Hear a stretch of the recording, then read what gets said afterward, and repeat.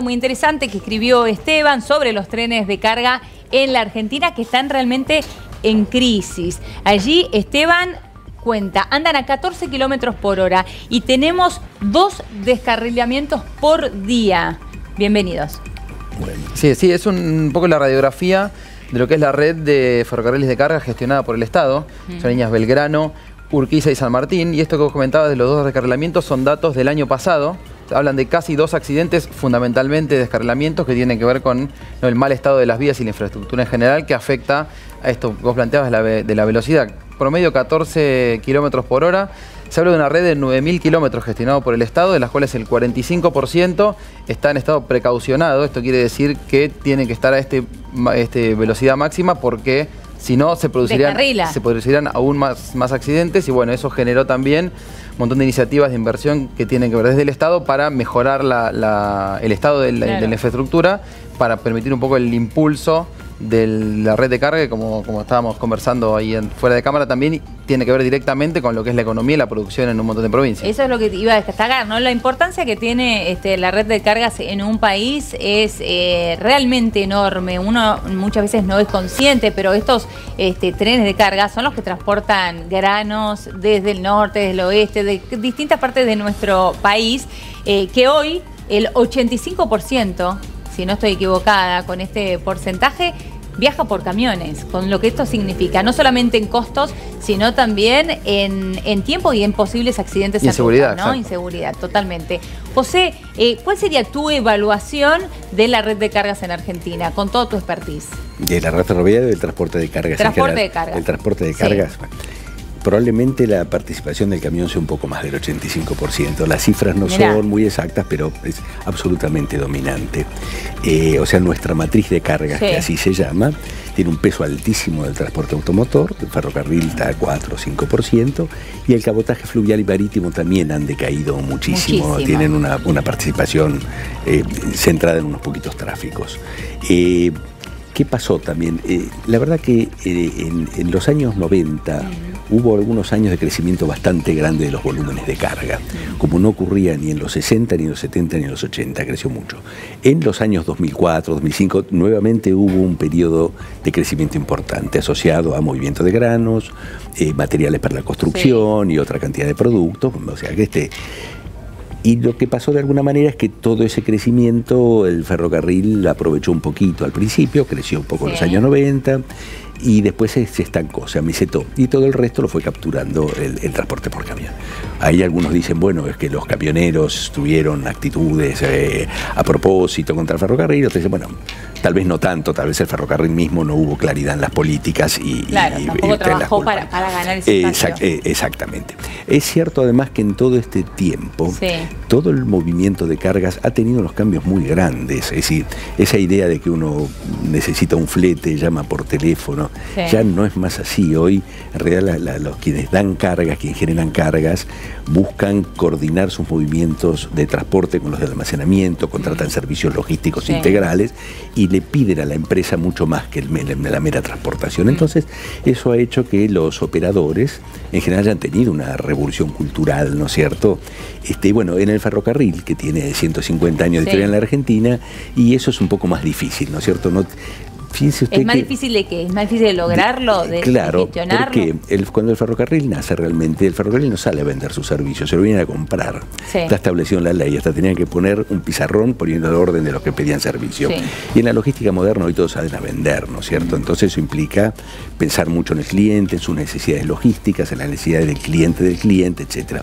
Y el ferrocarril tiene una estructura un poco más pesada para hacer eso. Por eso no solo hay que tener buena infraestructura y buenos equipos, sino que también hoy hay que tener buena gestión para ser competitivo. Ahora, se quedó atrás en cuanto a la gestión, pero recién vos mencionabas también los equipos, recién Esteban mencionaba las vías.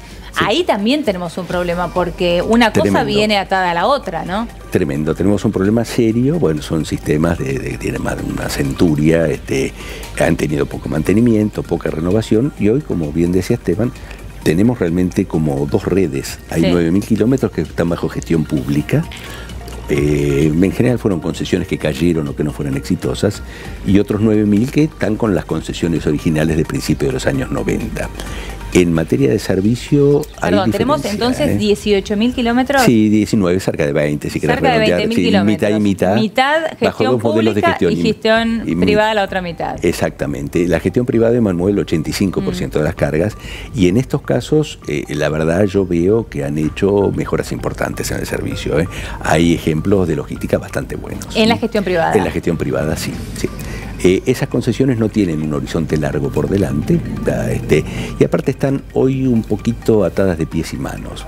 En materia ferroviaria hubo un evento importante en el año 2015, que fue una ley, ¿no? Una ley pedida por el Poder Ejecutivo. La Presidenta lo pidió en su momento que se haga en 2 semanas, se preparó en 3, y las 2 cámaras del Parlamento lo aprobaron en 3 semanas. La verdad que no habla bien de la Argentina eso, porque este es un tema muy delicado. Como para tratarlo en tan poco tiempo. Claro, porque es lo que define un poco lo que sea el modelo de competencia en el ferrocarril.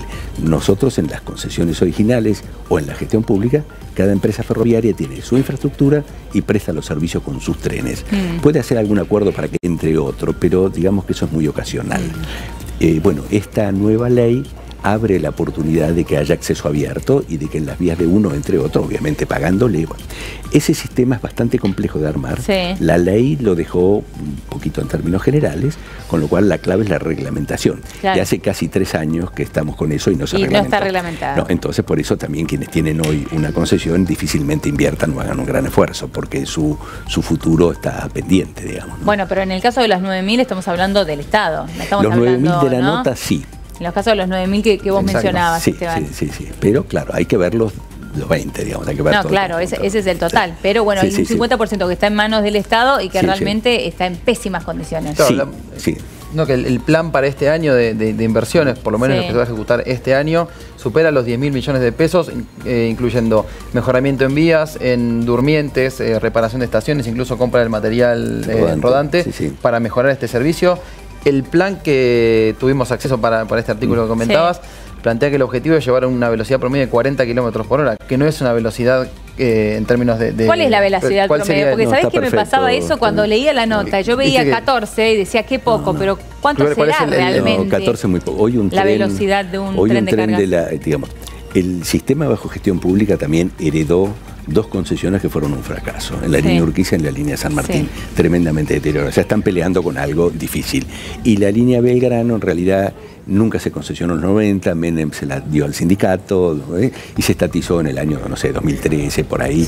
O sea que también han heredado un paquete muy complicado. Los otros están un poquito más... armados. Están un poquito más armados y más organizados, ¿no? Estamos hablando, para aclararle a la gente, la línea Belgrano se ocupa del norte, ¿no? Sí, va al noroeste y noreste. La San Martín va a Cuyo, por ejemplo, un tren de estos del noroeste tarda 20 días de Salta a Rosario. Uno de Mendoza tarda 7-8 días, porque además está cortada la vía, hay una inundación con una laguna, tiene que hacer un desvío de 400 kilómetros. Está muy complicado. La velocidad, 40 kilómetros, está bien realmente. Los trenes pierden mucho más tiempo en las terminales. Circulando sin interrupciones a 40 kilómetros por hora no estarían... Ojalá sea un poco más, pero no, esto estaría... Claro, estaría bien, pero estos 20 días, que me parece una eternidad, 20 días, ¿no? Que es terrible. ¿En cuánto si tuviésemos un buen sistema de red viales y de transporte de carga ferroviaria, ¿cuánto tardaría? El camión tarda 1 día y medio o 2, ¿no es cierto? Y el tren podría tardar lo mismo, también podría tardar 2 días, o sea, hay un tema importante. Ahora, más allá de las inversiones de la empresa pública por sí misma, hay 2 componentes importantísimos. Un acuerdo con China, ya muy avanzado, para la vía de justo en la Torchancosta, la línea General Belgrano, que va al norte. Y otro que está ahí en discusión, que es para rehabilitar toda la línea San Martín, que va a Cuyo. Esos 2 proyectos suman un poco más de 5.000 millones de dólares. Son apuestas muy grandes del gobierno. Importantes. Son muy importantes. Bueno, ahí se están avanzando con... Estas cosas nunca son tan rápidas como uno le gustaría, pero ahí van, ¿no? Claro, pero insistimos en la incidencia que esto tiene en la economía, Esteban, ¿no? Exacto, sí, el dato que estábamos hablando de que podría ser menor los costos, el impacto del traslado de la producción de granos, de material de la construcción. ¿Qué impacto tiene un buen servicio de ferrocarril de cargas en términos de costos, si es realmente más conveniente que el camión o no? Claro, ahí uno ve un poquito, si uno mira en la teoría, un sistema ferroviario operando con alta densidad de cargas puede ofrecer un costo bastante menor que el camión, operando un camión eficientemente. Hay de todo, si es en montaña, por eso no es tan fácil comparar, hay que tener cuidado con eso. Pero lo que es cierto es que el ferrocarril puede ser 30, 40% más barato si opera con alta densidad. Un problema que tenemos en la Argentina es que tenemos poca densidad. Nosotros tenemos 500.000 de toneladas por kilómetro de vía en servicio. China tiene 35 millones de toneladas, ¿no es cierto? Entonces, cuando uno circulan muchas cargas y varios trenes por día, etcétera, todos esos grandes costos fijos que tiene el ferrocarril se distribuyen entre muchas cargas. Claro, entonces tu costo por unidad transportada baja. Si transportas poquito, y ahí se complica, ¿no es Ahora, cierto? es una de las grandes quejas de los productores. Los productores, cuando hablan de competitividad, lo primero que te dicen es, a mí me sale más caro transportar los granos hasta del puerto, al puerto a Europa, que del puerto a Europa. Sí, pero vos sabés que eso no está bien. No es una buena comparación. Eso ocurre en todos lados. Porque el transporte terrestre es normalmente mucho más caro que el transporte marítimo. No, pero justamente haciendo referencia a que sí o sí tienen que usar el transporte terrestre porque no tienen otra opción. No digo el transporte terrestre en general, sea carretero o ferroviario. Te digo, yo trabajo mucho en países de América Latina. Esto mismo lo escucho en todos. Dice, a mí me cuesta llegar más al puerto que el flete. Toman el flete marítimo, no toman el costo portuario cuando hacen ese cálculo, que es a veces más grande que el propio flete marítimo. Pero es cierto, hacer un kilómetro, por ejemplo, en camión, vale 20 veces más que hacer un kilómetro por barco en condiciones normales. Los barcos han estado muy baratos últimamente, o sea que con lo que haces, no sé, 1.000 kilómetros en camión, haces 30.000 kilómetros en barco. Entonces, que el flete marítimo... la actividad naviera ha mejorado muchísimo en las últimas 2 décadas y los barcos sí están baratos, un mundo tremendamente competitivo. Entonces, ahora, eso no quita que nosotros estamos caros en nuestro transporte interno. Tal cual. Estamos caros por varios motivos, porque tenemos una matriz distorsionada y porque además el transporte carretero de cargas, o sea, los camiones, están un poco altos por una cantidad de factores, ¿no? Sí, el dato también es que pensando en la infraestructura y la inversión necesaria, se estima que más o menos el costo de mejorar o de invertir en un kilómetro de vías alrededor de $1 millón, pensando en la red que estábamos hablando, son realmente inversiones muy cuantiosas que hay que ver también qué impacto tienen en el mediano y largo plazo, porque no son inmediatas. Nos hemos quedado sin tiempo. Muy chiquitito, uno puede mejorar la infraestructura y esa es condición necesaria, pero no es suficiente. Si no hay una operación eficiente y con servicio adecuado, que acompañe eso, realmente la vía sola en sí no te va a dar la ventaja de competitividad que estamos buscando. Clarísimo, José. Muchísimas gracias. Gracias, Esteban. Vamos a ir a una pequeña pausa en Café de la Tarde y ya venimos con más.